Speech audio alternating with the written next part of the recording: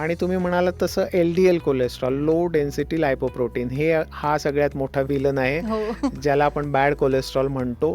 हा आपल्याला 100च्या खाली ठेवणं गरजेचं आहे.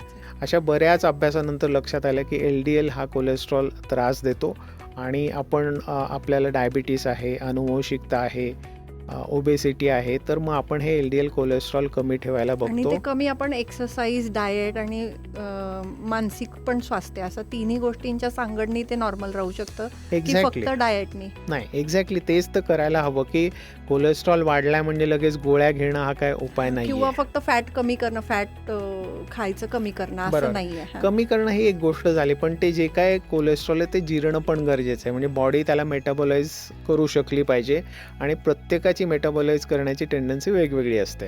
त्यामुळे तुम्हाला कोलेस्ट्रॉल जास्ती झाला आहे तर तुम्ही जंक फूड कमी करणं गरजेचंच आहे.